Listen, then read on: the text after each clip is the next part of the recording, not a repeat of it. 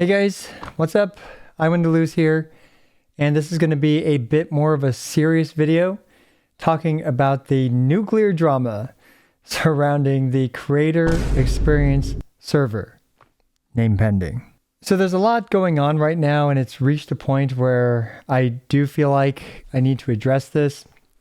And I don't usually cover drama videos, so I do apologize for my amateur drama coverage, but I'm going to try my best. I'm going to present the known facts about the creator experience server to hopefully clear up any misconceptions about it. I'm going to talk about the clear pros, the clear cons, and finally I'm going to go through some of my opinion on the creator experience server and also some opportunities that we have with it. Now let's start off with what is the creator experience server? Name pending. First of all, its name is pending. The name might change down the road, but now it's notoriously known as the Creator Experience Server, name pending. But we'll have to see how it goes. The Creator Experience Server is an early access server where we are able to play and try out a character prior to official release. And we are able to release videos of a character within 1 week of the character's release. Now, currently it is invite only, and it is only to a very limited pool of creators. To my knowledge, myself, iWinToLose is in it, Braxophone is in it, God Doggos is in it, and based on public statements, Fobmaster as well as XSlice are in this content creator experience server, name pending. Now, the content does need to be reviewed and approved by a HoYoverse employee. So let's talk about the pros and the cons, and I'll go into some of these in more detail.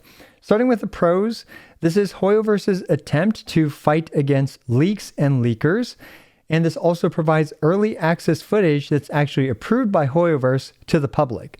And this finally allows for more people to prepare further in advance for their favorite characters and to make decisions. Ultimately, this just puts out more information, which is better for the consumer base as well as for the player base. Ultimately, more informed consumers will make better decisions. And finally, it allows more of us to actually talk about what we think about a character, and it generates more discussion on the character, which can have a positive effect on both the community as well as, from a marketing perspective, because if more people talk about it, more people are interested in the game and a character, it's better for the overall health of the game. Now let's talk about some clear cons. The DMCA, this is an obvious one. And let me just get it right out there on the record. I don't agree with it. This is something that I think needs to change because it runs counterintuitive to some of the goals and the pros of the creator experience server, which is to actually put out information for people to talk about. This doesn't allow reactors to react to the content, which is very unfortunate. And we can provide them this feedback, and hopefully we'll see if this changes. No one likes this. No one's happy about this. I'm not happy about it, and I hope it changes. Now, the next potential cons for it is that it could hurt small creators. And finally, it has very limited access. So first, let's start with talking about how this actually fights against leakers. Now, I do think the clear intent of the creator experience server, name pending, is to fight against leaks and for HoYoverse to give back more to the community by providing more content to them regarding these characters prior to release. Now, leaks currently have a chilling effect around the discussion of a character. And what I mean by this is that a lot of creators like myself, we won't even touch, specific details about a character that are unconfirmed until the character's release or until, whatever. And this by proxy leads to just less discussion because less people are watching. These are millions of views that could have potentially happened where discussion could have taken place. Now this opens a new window of opportunity for the community to actually talk about a character, which is, 1 week or so in advance through the creator experience server. Now, another big issue with the leaks is that judgment is often passed on characters prior to their final form. This would be like looking at Frieza in his first form and saying, okay, that's his final form. That's all I have to worry about. First form Frieza is getting beaten up by like regular Vegeta or something, if I remember correctly, right? No, but the thing is that obviously characters go through iterations. They go through improvements. They go through buffs and nerfs and things like this. Until their final form is reached, leaks can damage the perception of a character. And first impressions are often very lasting. So if you think a character is terrible upon their first iteration in beta, but then they were buffed multiple times, well, now your impression of that character has likely been ruined. Now, the next point is a big misconception about the creator experience server content. And it is the claim that we are not allowed to say anything negative about the character. This is completely untrue. For literally years now, I'm not sure how long I've been in the media server for Genshin Impact and for Honkai Star Rail, but for however long, I've pointed out flaws, pros and cons of characters all the time in my videos. I pointed out some even bigger issues, like, for example, Wriothesley's Constellation 1, feeling like he is an incomplete character without it. I pointed out the issues with Chiori's Constellation 1, which, obviously we don't need to go into detail about it, but there's a lot of issues. I've highlighted how Dea hits like a wet noodle. These are all things that we are 100% allowed to say and present to the community. However, we're just not allowed to slander the company or the characters. It's really that simple. And I will not and have not changed any of my content creation processes or thought processes when it comes to expressing what I think about a character, whether it's on the media server, whether it is on the creator experience server. The way I present the information, my takeaways from it are not going to change just because I'm on this server, and literally the same approval process takes place for these videos as to the other media server videos. This includes videos from other creators that, you might like more than myself. Pretty much any day one guide video was created through the media server with the additional access and time that we have to create that content, because these videos are highly edited, highly researched, and in order to do that, we actually need time to use it. So it's an open secret that there's a media server that many of your favorite creators have access to. So speaking of which, let's just give an example of something that's constructive versus something that's not acceptable in a video like this. For example, if I were to say about Acheron, if you're not willing to invest a couple months of farming for relics for her, and if you don't plan to pull for a signature light cone, and if you don't have the good night's sleep well, and if you don't have the proper Nihility characters, then Acheron is not a character that I would recommend. She is a high investment, high commitment character that will underperform if you don't put the time and resources into her. This is something that I will likely say in my Acheron video. However, what you cannot say is something like this. The cat-eared, hair-punching girl is a dog character made by a dog shit company. Not only would that jeopardize your video to be monetized on YouTube in the first place, especially if most of the video had that tone, it's also something that, just wouldn't be acceptable in a video like this. And frankly, I personally just don't find it that constructive, but I do find it funny. So some people watch it for that reason. And ultimately, again, it's just not how I present information. I'm not going to, call characters dog shit. I'm not going to say things like that. My approach is I always try things out first. I see how it feels. I see what I can do with the character. I see whether it's good or bad. I see if it aligns with my theory crafting and calcs, and then I just present that information. I show you guys what it is, and then I provide my opinion on it, typically at the end. I typically provide my opinion at the end of the video. And ultimately, if it's a bad character, let's be real, it's HoYoverse's fault. It's their fault that they made a bad character. We're just going to express that if we think the character has issues, if we think the character should be improved. We totally have the right to do so. So the next topic I want to talk about is the actual opportunities that the creator experience server does provide. And we do have the opportunity to turn this into something positive. It's already implemented into Honkai Impact 3rd, and I believe the community there tends to like it. And this, again, is an opportunity for HoYoverse to put out more content and more details, through a medium like us, to you guys, the consumer. This is bigger than myself as a creator or bigger than any of the other creators out there, but ultimately more information, especially officially licensed information, more information for the consumer is better for the consumer. And my goal here, especially in the early days of the creator experience server, because right now, let's be completely real, it's a pilot program. My goal is not to compete or to reduce guide views from other creators. I'm still going to release my guide videos on the release day of the character. However, there is additional value that I can give to the community through the creator experience server. And my goal is to show the community stuff that they otherwise wouldn't have been able to see had this server not even existed. For example, you guys can now watch an Eidolon 0, Superimposition 1, Acheron absolutely obliterate things in, my playstyle and my approach. And you guys can see exactly how I did it and exactly what is needed, what resources are required to reach that point. This already has its own value that wouldn't otherwise have been available at this point in time, not through leaks at least. So speaking of which, this is where I want to turn this into an opportunity to give back to the community. And what I mean by this is for adventuring, I'm going to try something new with the creator experience server.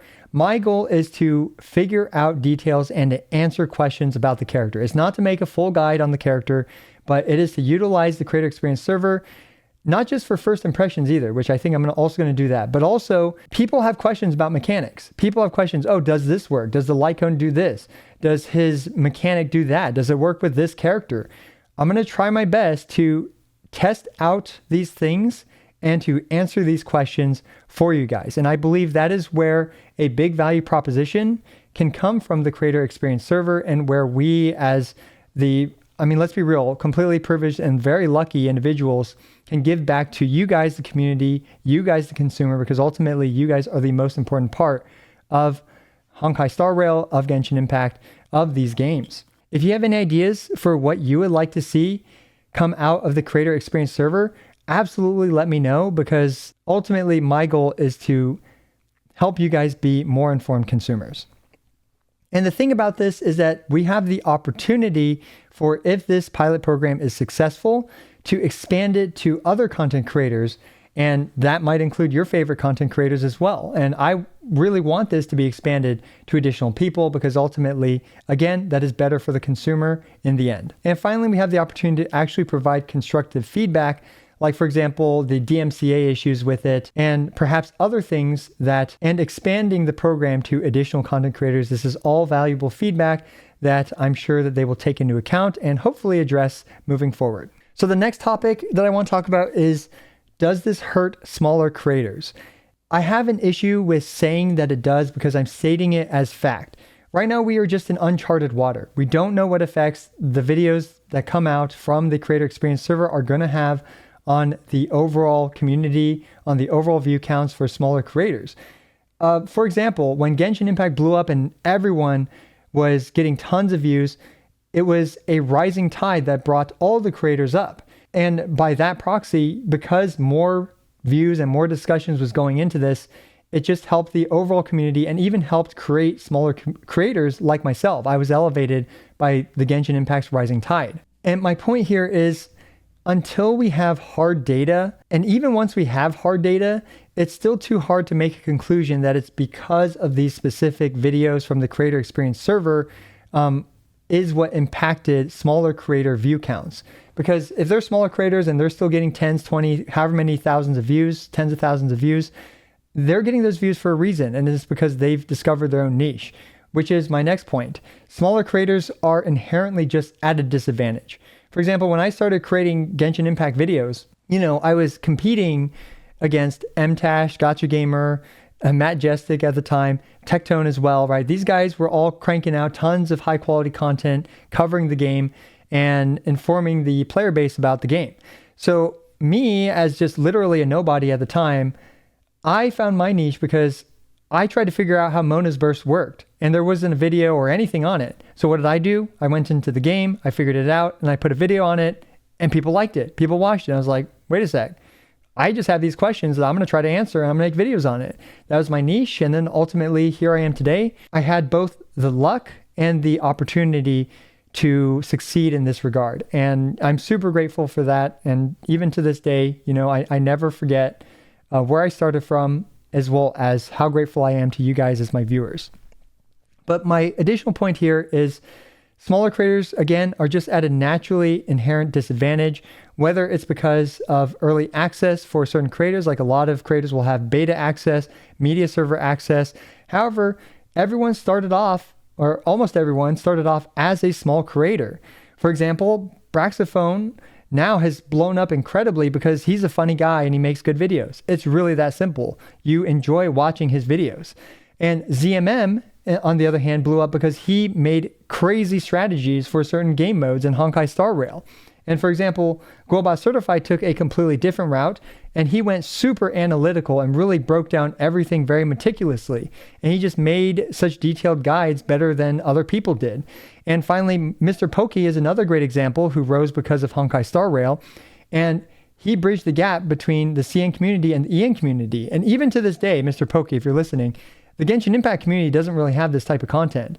So I think they would, personally, I would watch it. I already watch your CN analysis stuff, but If someone does the CN analysis for Genshin Impact content, I would watch it, right?